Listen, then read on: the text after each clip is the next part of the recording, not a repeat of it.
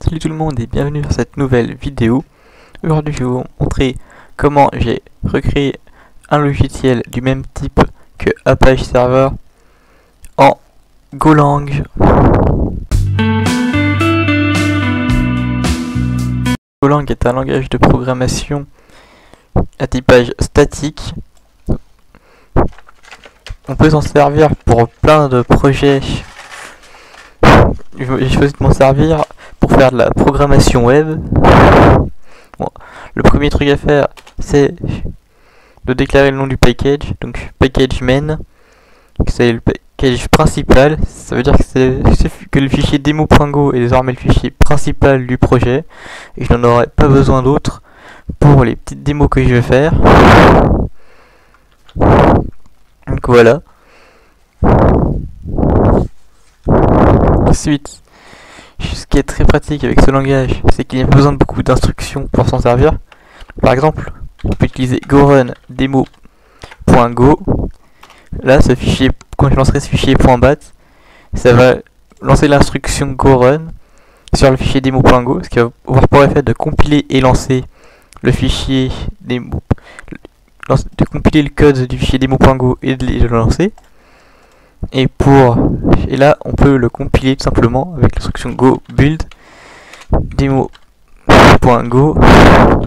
ce qui va me donner en sortie un .exe qui est donc un fichier exécutable pour Windows. Le langage de programmation Golang est très pratique grâce aux goroutines. Donc là je vais vous faire une démonstration l'utilisation des goroutines, mais d'abord je vais devoir importer ce qui va me servir à créer une fonction pour pouvoir l'appeler en utilisant une goroutine. Donc là je vais importer fmt.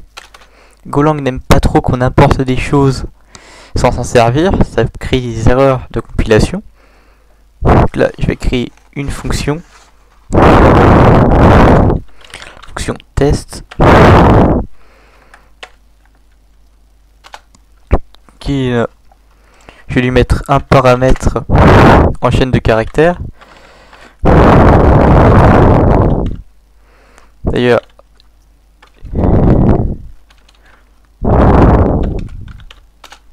voilà, c'est mieux comme ça.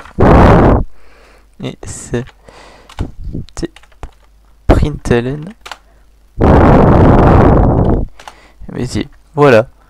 Pas besoin de mettre deux points virgule, c'est pas rapide, efficace. D'ailleurs, il ne faut pas que j'oublie de créer une fonction main. Voilà, c'est fait.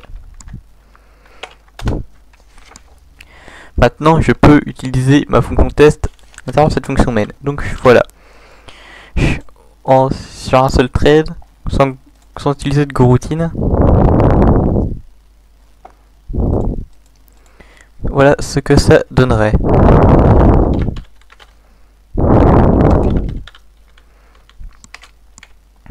Non, j'ouvre l'explorateur de fichiers, je vais sur mon bureau, chercher il démo YouTube. Voilà, je suis dans le dossier que l'on voit ici. Donc là, je peux compiler mon code. Normalement, ça prend un peu de temps là. Juste le lancer. Voilà, il est lancé le build. Bon, le code ne prend pas beaucoup de temps à s'exécuter, mais au moins il est compilé cette fois. Donc là on a demo.exe. Vu qu'il fait pas grand chose, il s'ouvre et il se ferme direct. Donc il n'y a pas de boucle infinie. Bon.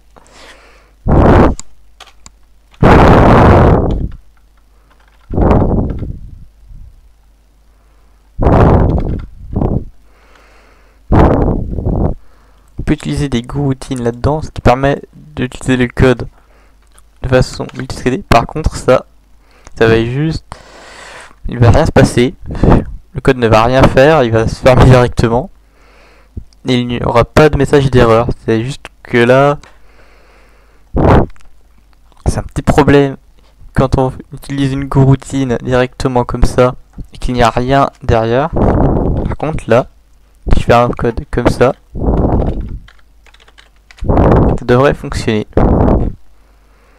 Est-ce qu'on va avoir le temps de voir le résultat? Je ne sais pas. Même pas.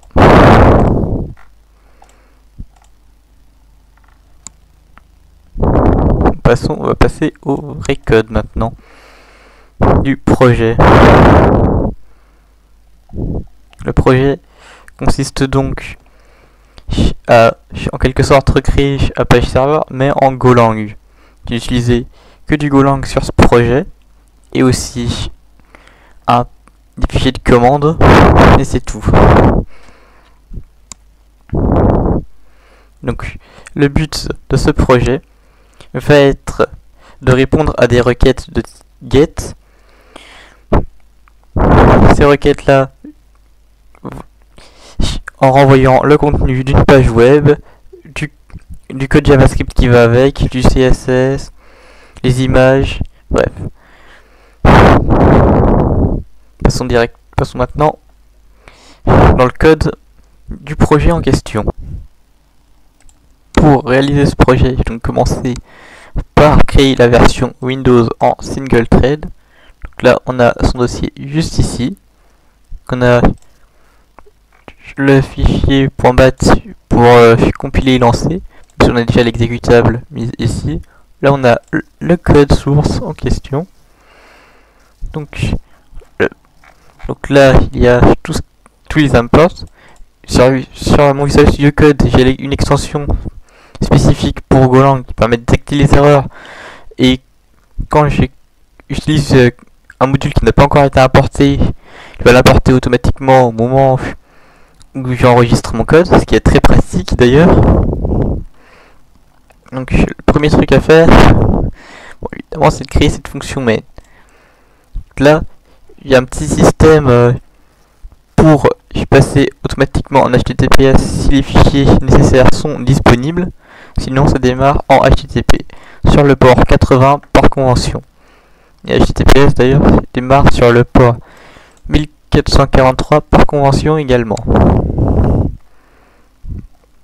Donc c'est à ça que va servir la fonction check-empty va servir à vérifier que les fichiers ici existent et ne soient pas vides non plus. Ce qui permet de savoir si on peut démarrer en HTTPS ou non. La fonction read sert simplement à lire le code, sert simplement à lire le contenu d'un fichier. La fonction check sert à vérifier s'il y a une erreur, et dans ce cas, ça va arrêter l'exécution du code temporairement et afficher un message d'erreur. Donc ce qui est pratique en ayant plusieurs fonctions, c'est que ça évite de retaper le code à chaque fois qu'on fait la même action, qui d'ailleurs sont répétées plusieurs fois. Donc là, il y a la fonction qui sert justement à gérer les requêtes. Donc au début, je mets les headers de base qui vont me servir. Donc les headers access control qui vont servir à autoriser ou non certaines méthodes, c'est un type de contenu et certaines trucs. Donc là, j'ai mis qu'on peut envoyer des requêtes depuis n'importe quel site, enfin n'importe quel IP même. J'autorise uniquement la méthode get et le type de header content type, qui va d'ailleurs servir quand on va renvoyer la réponse. Donc début, on va chercher à récupérer l'URL de la page que l'utilisateur veut récupérer et chercher où elle est stockée, parce que le site est stocké ici. Donc là on a une page 404, la page 404 par défaut, et là on a simplement des éléments qui étaient là pour tester si tout fonctionne bien, qui sont d'ailleurs mis dans la version sur GitHub.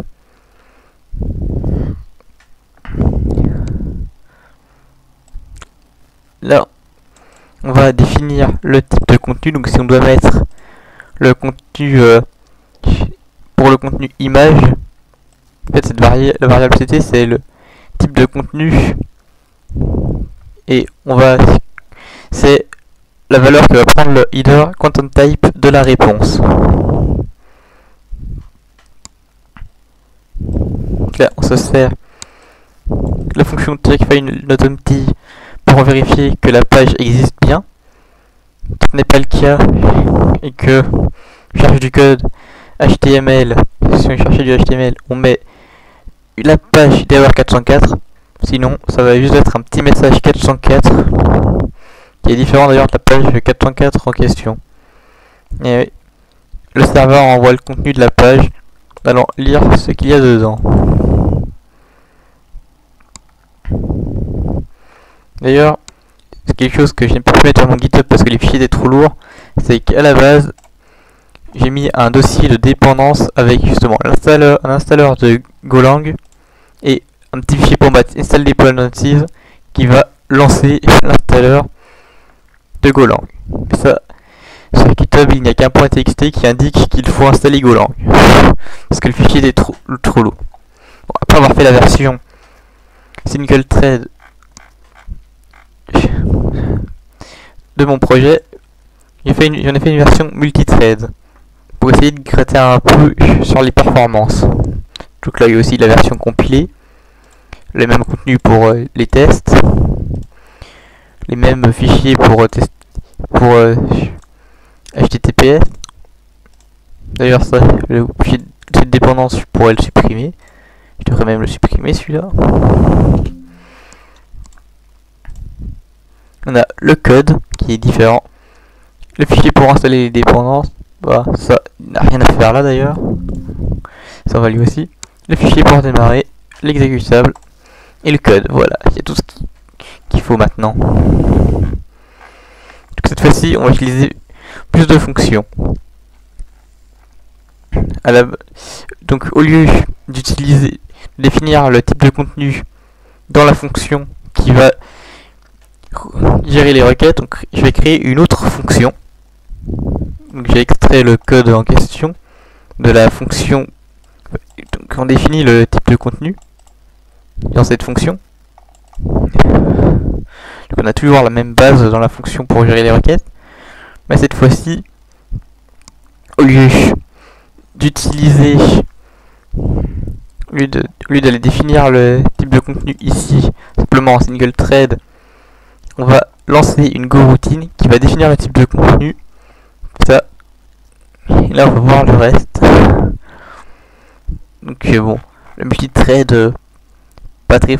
J'utilise aussi pour vérifier quand il y a ou non une erreur, une goroutine. Donc voilà, là aussi et des goroutines un peu au maximum d'entre eux que je pouvais.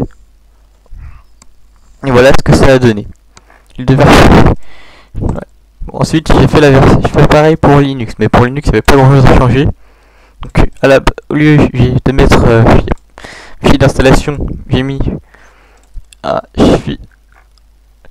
de mettre le fichier l'installeur de Golang, j'ai mis un fichier .sh qui devrait installer Golang sur l'ordinateur lorsqu'il est lancé. Donc là c'est exactement le même code au final. C'est juste que c'est un différent type de fichier pour Linux et qu'on ne peut pas mettre d'exécutable parce que les exécutables c'est pour Windows. Et Linux ne peut pas lancer une exécutable, à moins d'avoir installé un émulateur spécifique pour cela. Ce projet n'est qu'en version 1. Il y a encore beaucoup de choses à améliorer. Donc à l'avenir, ce que je vais essayer de faire avec ce projet, c'est j'ai une meilleure détection des types de contenus et d'éviter d'avoir deux versions, une pour le multithreadé, une qui tourne sur un seul thread du processeur. Donc le but ça va être de faire un système qui détermine en fonction des ressources disponibles s'il doit utiliser le multithreading ou non. Voilà, c'est la fin de cette vidéo. A plus.